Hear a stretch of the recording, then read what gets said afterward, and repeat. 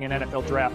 First round in the rear view, but for now it's projection. And the most intrigue perhaps surrounds the near consensus QB2. Alabama's Ty Simpson has a pretty wide window where he'll go in round one. Just 15 college starts to his name. He threw at Bama's Pro Day Wednesday, then held a private workout for the Jets today in Tuscaloosa. The Jets hold 2 first-round picks, numbers 2 and 16 overall. New York also signed Geno Smith to a 1-year deal earlier this offseason. Mina Kimes, it is not debatable. The Jets need a long-term plan at quarterback. What is up for debate is when they attack it. There's a lot of buzz with the 2027 class. Should New York be in the QB market this year in this draft? I do not think so. So the Jets have a tremendous amount of ammunition in the draft, right? 2 firsts, 2 seconds, and a real opportunity with that ammunition to turn around a roster still needs a lot of work. I think most folks, myself included, expect them to take a pass rusher with that second pick, but you also need help in the secondary, both corner, safety. You need more wide receivers. You need guards. And dropping a quarterback into that situation, well, to me, it would only make sense if you really loved and believed in the quarterback. And while I do think Ty Simpson has potential, I also think for him to succeed in the NFL, he would have to be an outlier given his stature and also the lack of experience, and particularly those two things combined. So I would say he is not the type of quarterback to merit, I think, making that leap, even though the rest of the roster needs work. And if I'm the Jets, I'm focused on improving the roster this year so that next year they can take a quarterback. Yeah, I mean, you're exactly right in terms of, the outlying characteristics that typically come with, first round draft picks.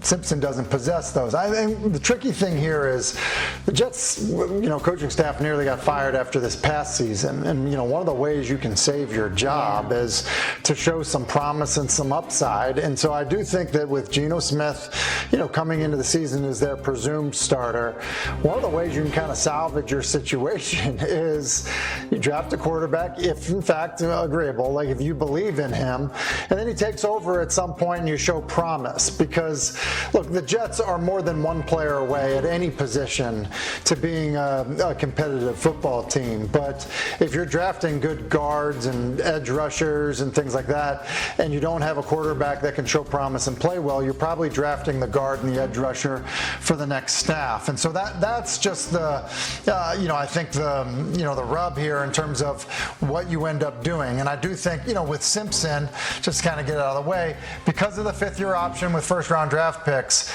and because I do think, with his experience or lack of experience, I do think having that is going to be important with whoever takes him.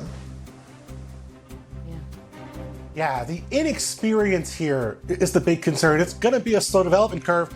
This is a guy who really only played 1 year in school as a starter, and the track record first-round picks at quarterback over the last decade for those 1-year players, not especially great. On one hand, you have Kyler Murray, which is a big positive, but Anthony Richardson, Trey Lance, Dwayne Haskins, Mitch Trubisky. You're looking at guys who were expected to continue developing at the pro level, but who did not. There's just a lot of variance that comes with 1 year of playing quarterback at the college football level. And so we see teams typically prefer those multi-year starters. I can't imagine someone drafting Ty Simpson at the very top of this draft, but maybe at the end of the first round, maybe those teams drafting at the beginning of the second round. Could they say, hey, we want to jump the Cardinals, jump the Jets, jump the Browns, trade into the bottom of the first round to get him? That's a scenario I could see. And in that case, the 5th-year option would still be in play. And that's what Field Yates has in his latest mock. And to Mina's point, the word she used, ammunition. If the Jets do forego quarterback next month, they have 3 first-round picks next year. And to have the prime pick of that class, all you need is 1 of 4 things. The Colts, the Cowboys, or the Jets to stink, or 1 or 2 of those to struggle enough to package picks and get and vault into the top 3 to 5. The best way to stop a quarterback is just to keep him from throwing the ball. Field Yates has been busy ranking his top 5 edge rushers in this year's class. Arvell Reese, Ruben Bain, David Bailey, top 3 on his board, all held pro days this week, and all 3 have spoken at length about why they think they're ready for the next level.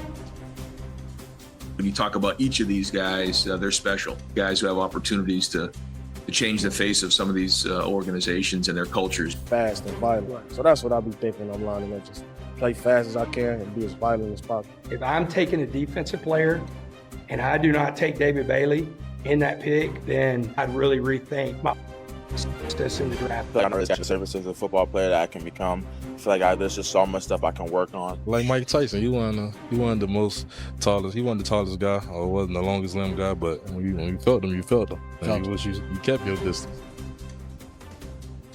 So much debate about these edge rushers. Mina, when you look at this group, how much does one guy stand out over the rest? One doesn't. It's not like last year where I thought it was very clear Abdul Carter was the best pass rusher. I think if you're a team looking to draft one of these guys, if you're the Jets, you're going to have your choice of them. Self-scouting is almost as important as scouting the players because they all bring such different attributes, and you have to ask yourself, what do we need? What is our timeline? What are we looking for? David Bailey, I believe, it gives you the most immediate pass rush juice. That's reflected in his productivity in college. Less advanced as a run defender, less skillful. Ruben Bain Jr., I think, gives you the highest floor where he is a very complete player. He is proven. And then Arvo Reese is the wild card because he might have the highest ceiling of them all in terms of his athletic tools. But as we know, he played more so off the ball. His pass rush production was limited. His pass rush usage was limited in college. So if you're the Jets and you're drafting him or any other team, you have to have a plan to use him in a hybrid role as he develops his pass rush tools. So I think for those teams who are looking at these pass rushers, it is very important that they ask, what is our plan? What do we need from them? And then you can pick, okay, which of these players' traits do we want the most for our team? It's interesting you bring up the floor for Ruben Bain because, when you look at the type of player he was in terms of the production his entire time at Miami, it reminds me, I called a few Miami games early in his career. I remember talking to Jason Taylor on the sideline before the game his freshman year, and he's like, listen, you have no idea. This guy's a first-round draft pick. He's so good. And I'm like, really? He's 18 years old. And he's like, he's unbelievable. And, I do think there is something when you go to a program like Miami and you meet the expectations with the players that have been through there. He's an incredible football player, and the draft process sometimes can, highlight numbers that can start to bother some people. And so now, hey, it's his arm length and it's, things like that. I just, at a position where there's a relatively high bust rate when you're talking about drafting defensive linemen, Bain's versatility, the fact that essentially he's kind of been tracked for this moment, I think makes him a very safe pick at a position that usually there's a decent amount of risk with. I'm so intrigued by David Bailey and where he lands because the fit is going to have to matter here. As a pass rusher, just a pure pass rusher, David Bailey is the most refined and most impressive of these players. He can step right in and be a third down pass rusher for you. But this is now an NFL where we see the best defenses, the most impressive defenses, these Super Bowl winning defenses. They want to play with light boxes. They want to play with a nickel defender on the field 94% of the time, as the Seahawks did a year ago. And that means you have to have stout edges who can hold up against the run. We saw the Seahawks last year. They added DeMarcus Lawrence, and Chen Nwosu was excellent for them. Boye Mafe was excellent for them. I wonder if David Bailey has the ability to make that kind of impact as a run defender, if he can hold up against all the gap scheme stuff, all the pulling linemen, all the sift blocks from fullbacks and tight ends. That is the question for me about him. As a pass rusher, no concerns at all. He's going to step right in and be productive. But you're going to have him probably at a team where you're comfortable playing your base defense and getting 3 linebackers on the field on early downs because you don't want to be playing light boxes with an edge rusher who might not have the ability to hold up early downs against them. And some numbers that support that point, Bill. Bailey tied for the FBS lead in sacks, led FBS in pressure percentage, but ranked 186th in run stop percentage, just 4% last season. Hey, we're not close to stopping here on NFL. State hosts its Pro Day today. It's never a bad idea to spend the day in Tempe.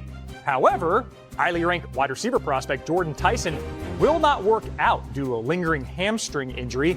Our Field Yates offered this update this week, tweeting, quote, that Tyson will work out for NFL teams on April 17th, doing positional work only. Tyson is Field's 9th ranked player in the class and is bound for the Chiefs at 9th overall in Field's latest 2-round mock.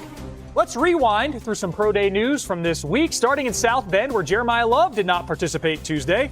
Very little debate. He's the top